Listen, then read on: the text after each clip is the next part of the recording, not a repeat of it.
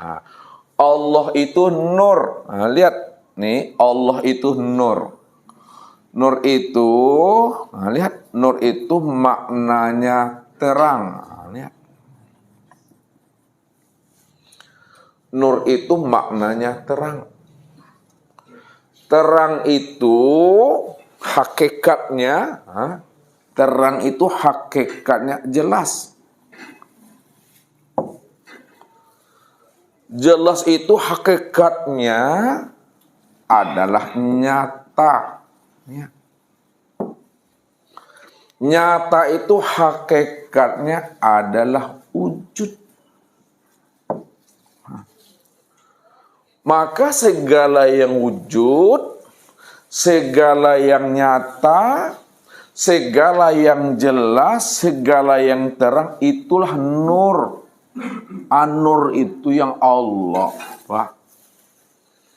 Sekarang coba Bapak Ibu terjemahkan dengan menggunakan bahasa wujud. Nur itu ganti dia dengan wujud. Coba ibu-ibu terjemahkan. Allah itu, nih, ke sini masukkan biar paham. Allah itu wujud. Wujud itu nyata. Nyata itu jelas, jelas itu terang. Ya. Ini alam ini wujud ini. Terang ini. Nyata kayak ini. Tiang nur tuh. Bapak Ibu ini wujud nak? Terang nggak? Tiang nur tuh. Makanya kalau kita pahami ayat itu dengan makna Allah itu wujud. Wujudnya itu betul-betul nyata, betul-betul terang, betul-betul jelas pada sekalian langit dan bumi. Wah. Itu maknanya. Sekalian langit dan bumi itulah wujud nyatanya Allah. Kalaulah sekalian langit dan bumi ini wujud nyatanya Allah, maka Allah itulah yang dikatakan segala yang wujud. Allah itu segala yang wujud. Allah itu segala yang nyata, segala yang jelas, segala yang terang. Allah itu adalah nur. Itu maksudnya. Jadi jangan payah-payah pula Bapak Ibu mencari Allah lagi. Ya. Kenapa tak payah Bapak Ibu mencari Allah lagi? Tak bingung Bapak Ibu mencari Allah lagi? Tak sulit Bapak Ibu mengenal dan memahami Allah itu, karena Allah itu betul-betul nur, Allah itu sudah terang, Allah itu sudah jelas, Allah itu sudah nyata, Allah itu sudah wujud. Wujudnya itu sudah meliputi langit dan bumi, sudah meliputi isi sekalian alam nih. Maknanya sekalian alam inilah yang disebut namanya wujudullah. Kalaulah sekalian alam ini disebut wujudullah, untuk kesempurnaan memandang Allah pada sekalian alam yang disebut wujudullah, itu nyata pada diri Bapak Ibu. Ya, Ustaz ulangi. Untuk memandang Allah, ya, yang sudah nyata pada sekalian alam, maka kesempurnaannya untuk memandang pada sekalian alam nyata dan sempurnalah pada diri Bapak Ibu ini. Maka diri Bapak Ibu itulah yang dikatakan kesempurnaan memandang wujudnya Allah. Makanya disebut wujudullah. Disebutlah manusia ini ainullah. Disebutlah insan itu hakikatullah. Nih. Disebutlah wujudullah, disebut namanya ainullah, disebut namanya hakikatullah. Wujudullah apa artinya Bapak Ibu? Wujud Allah. Ainullah apa artinya Bapak Ibu? nyatanya Allah. Hakikatullah apa namanya? Hakikatnya Allah. Jadi kesempurnaan memandangnya wujudullah, ainullah, hakikatullah itu pada siapa? Pada insan. Disitulah dihantarkan Allah. Kepada insan itu siapa? Insan itu yang sebenarnya.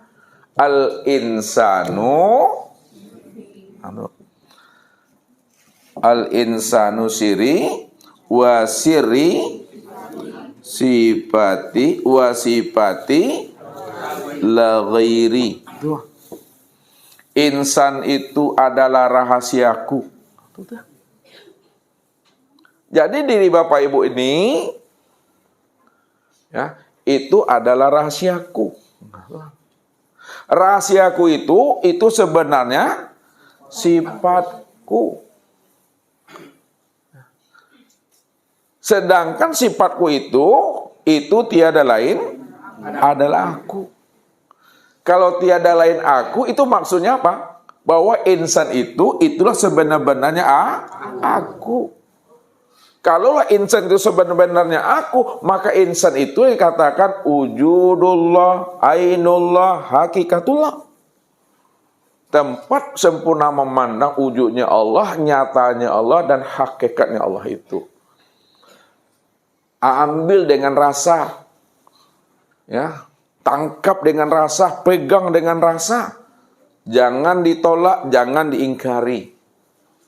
Maksudnya, jangan ditolak dan diingkari bahwa diri Bapak Ibu ini yang katakan ainullah itu. Jangan ditolak dan diingkari bahwa diri Bapak Ibu itu adalah hakikatullah. Jangan ditolak dan diingkari bahwa diri Bapak Ibu itulah yang katakan wujudullah. Jadi kalaulah diri Bapak Ibu ini wujudullah, ainullah, hakikatullah, yang Allah itu yang diri Bapak Ibu ini. Yang Bapak Ibu ini, inilah yang Allah itu. Itu yang katakan diri yang ahad. Jadi kembalikan dia kepada asalnya. Kullu syai'in yarji'u ila asalihi.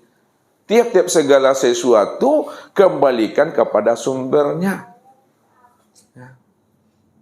Kalau dikembalikan kepada sumbernya, berjumpalah itu Bapak Ibu. Ya.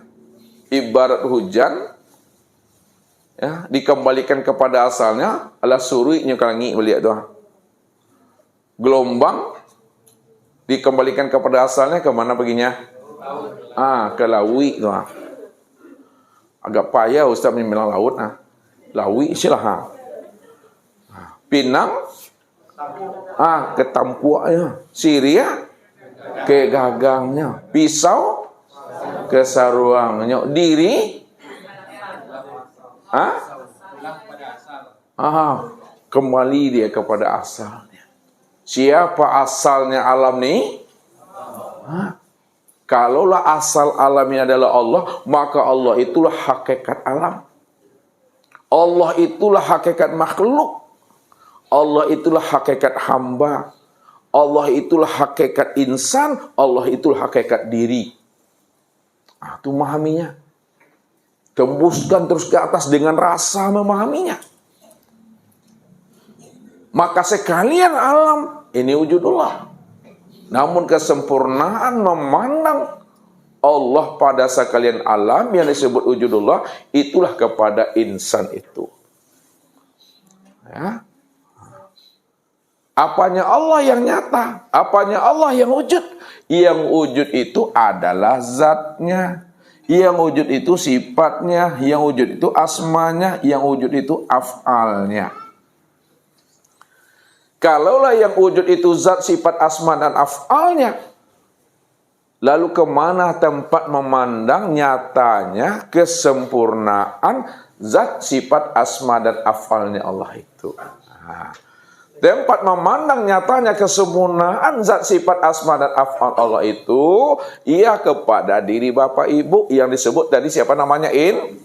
Insan. Kita lihat satu-satu. Betul enggak kalau memang kesempurnaan memandang zat, sifat, asma, dan af'al itu pada insan? Kalau betul, Bapak Ibu mesti dapat jawabannya. Kita lihat yang pertama. Af'al Allah, kalau memang benar, kalau memang betul, ya, nyata pada insan, maka af'al Allah itu pada insan apa namanya ibu-ibu? Tubuh, alhamdulillah. Kau lancar gaji nampak aku mah. Sanang ustaznya hilang capek aku. Jadi af'al Allah pada insan, af'al Allah pada diri Bapak Ibu nih, itu disebut namanya tubuh. Tubuh itulah nyatanya fiilnya Allah itu. Ini yang Allah maksud. Apal kali ayatnya tuh. Bahwa nyatanya af'al Allah itu pada tubuh. Apa firman Allah tuh? Ini kalau digedap agak payah itu. Pak Azwar, apa bunyi ayatnya? Ada Al-Quran tuh Ustaz. Ini memang ada Al-Quran tuh.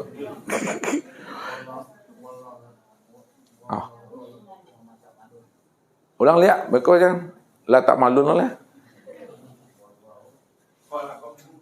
Wallahu khalaqakum wa ma ta'malun. Lihat, nih ayatnya nih. Wallahu khalaqakum wa ma ta'malun. Allah lah yang menciptakan dirimu dan apa-apa yang kamu perbuat.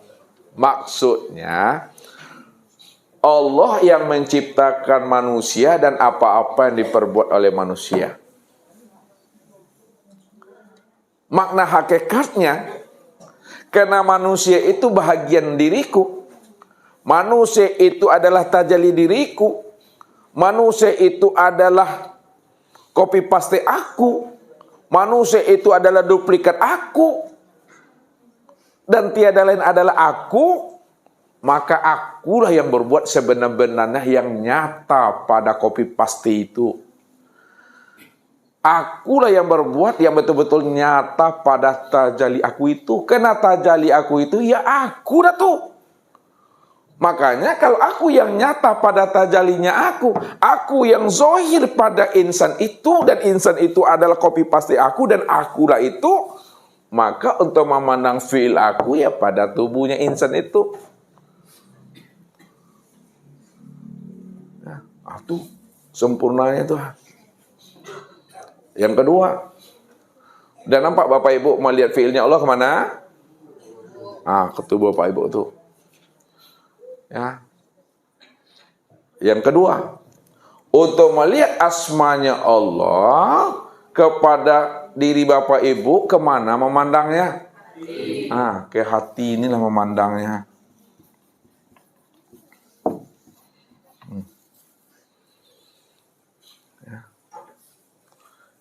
Itulah yang diingatkan oleh Nabi itu. Apa kata Rasul kepada kita tentang masalah hati itu? Al-qalbu kamislil mir'a man nazara fihi tajalla rabahu. Pasti enggak ada yang enggak tahu. Lihat tahu artinya, Pak? Enggak tahu ya. Pak Son, Pak Ben, pasti lupa tuh. Apa? Mandai itu. Al bisa dilapel itu. Al-qalbu kamismil mir'ah man nazara fi tajalla rabbahu. Hati Bapak Ibu tuh ya umpama cermin. Seumpama semisal cermin. Man nazara fihi, siapa yang memandang ke dalam hatinya, siapa yang menyilau-nyilau ke dalam hatinya, siapa yang mau mengintip-ngintip dan menyenter ke dalam hatinya, siapa yang mau ikro ke dalam hatinya, tajalla rabbahu. Apa tuh kalipah tajalla? Nyata Allah tuh dah. Itu yang dikatakan zahirun rabbi fi batni abdi. Zahirnya Tuhan, nyatanya Tuhan itu pada batin hamba. Maksudnya melihat Allah itu dengan batin. Melihat Allah itu dengan kolbu, melihat Allah itu dengan hati itu. Ketika kita telah mampu memandang, melihat Allah itu dengan hati, maka naikkan dia ke atas. Naikkan rasa itu ke atas, nampak dengan, oh iya ya. Setelah nampak, memang segala yang ada, segala yang wujud, sudah terpandang oleh hati adalah Allah. Balikkan dia kembali, betul lah, memang Allah cuma yang ada. Kalau Allah cuma yang ada, maka segala yang ada, inilah tajalinya. Berarti, oh ini juga tajalinya Allah. Ini juga nyatanya Allah. Atur memandangnya itu. Makanya supaya hati Bapak Ibu mampu memandang tajalinya Allah dari segala bentuk, segala rupa. Jangan sampai hati ini dipermainkan oleh dunia. Jangan sampai hati kita itu dirampok dan dibegal oleh nafsu. Apabila hati kita ini telah dipermainkan oleh dunia, dirampok oleh nafsu, hati sudah dalam keadaan mendung dan berawan. Bagaimanapun Allah itu wujud, bagaimanapun Allah itu nyata, bagaimanapun Allah itu terang, tetap hati ini tidak mampu memandang wujud terang dan nyatanya Allah itu. Kenapa? Karena hati kita sudah dipermainkan oleh dunia, nafsu dan akal pikir. Tak mungkin lah. Allah itu wujud pada alam. Berarti Allah mengambil tempat pada alam. Bermain akal lagi itu. Tak mungkin Allah wujud pada alam. Jangan disamakan Allah dengan alam. Jangan diumpamakan alam dengan Allah. Itu udah berakal tuh. Dia tak mampu memandang Allah itu yang ahad. Dia masih ada pembanding Tuhan. Masih ada yang lain selain Allah. Katanya. Padahal Allah itu tidak pernah dua. Allah itu tak pernah tiga. Kita katakan Allah itu 2, 3, 4. Nyata pada alam. Karena manusia itu selalu tertipu memandang bentuk dan rupa. Masih ingat kaji yang lama Bapak Ibu? Kenapa ada sebahagian besar daripada kita ini tak mampu memandang kaca itu pada gelasnya? Kalau bulan Ramadan tuh kadang kali itu mah. Namanya gelas-gelas kaca. Apa sebabnya ibu-ibu? Ini ibu-ibu nih. Apa sebabnya ada anak kita tak mampu memandang kaca pada gelas? Sebabnya apa?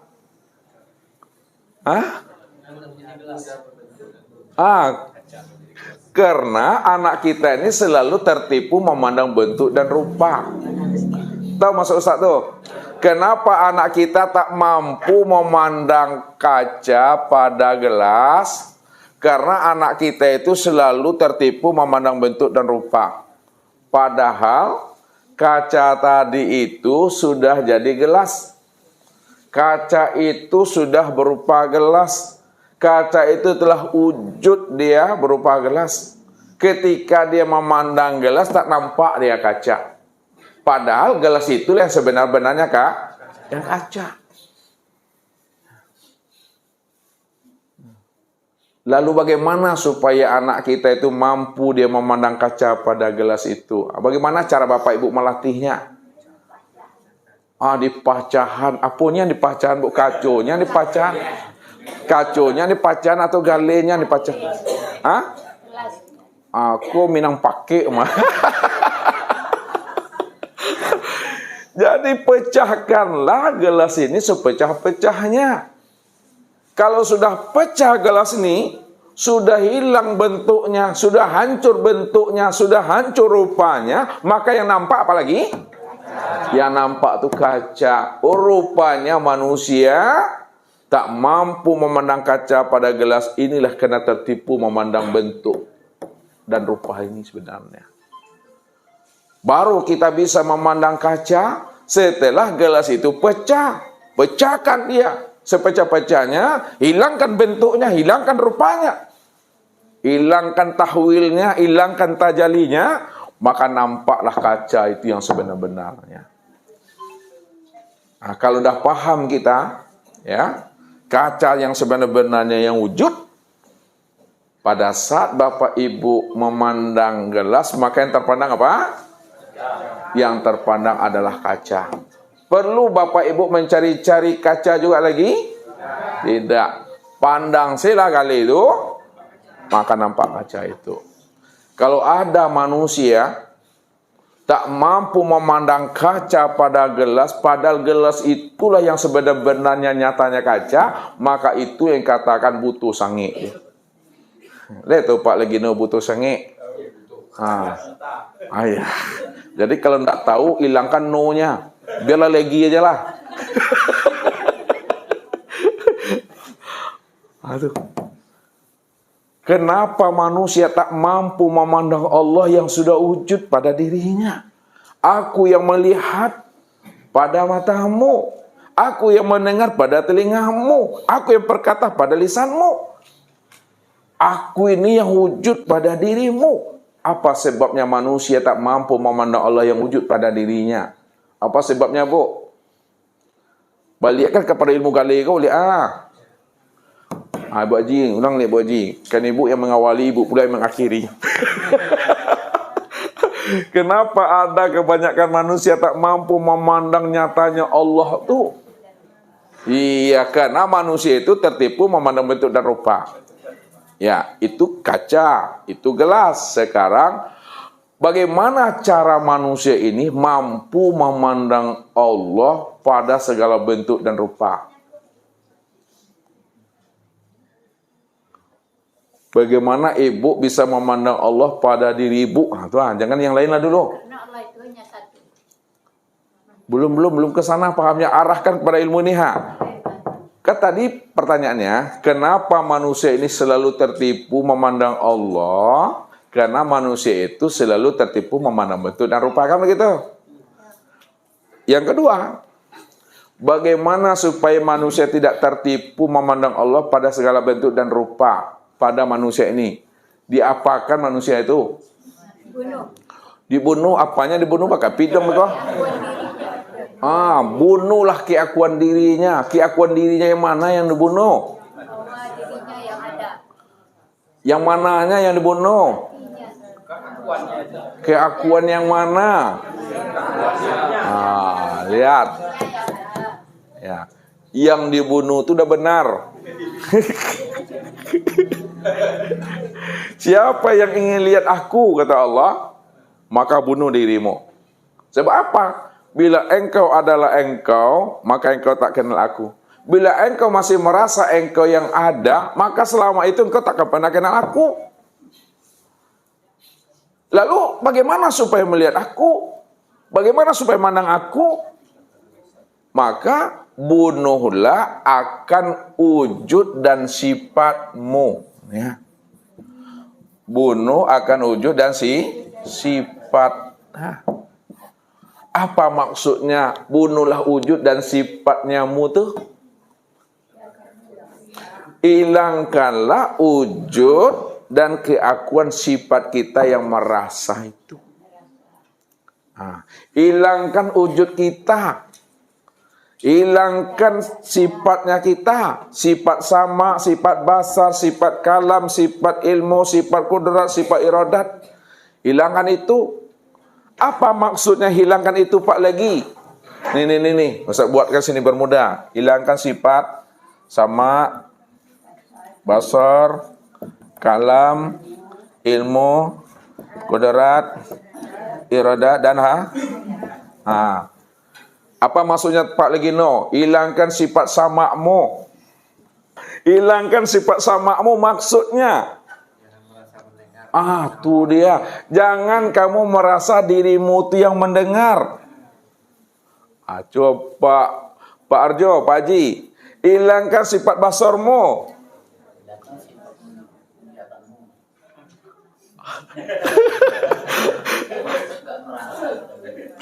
Ambil pahamnya, hilangkan sifat basarmu. Apa maksudnya?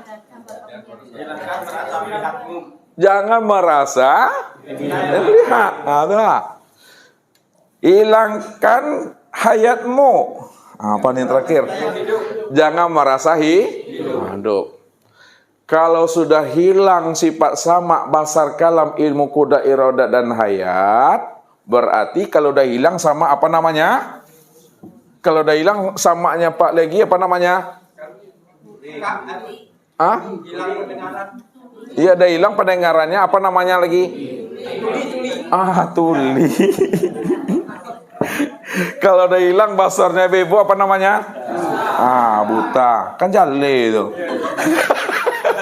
Kalau sudah hilang kalamnya, bisu. Kalau udah hilang ilmunya, bodoh. Kalau udah hilang kudratnya, lemah. Kalau udah hilang iradatnya, papa. Kalau udah hilang hayatnya, mati. Kalau udah hilang wujudnya, tiada.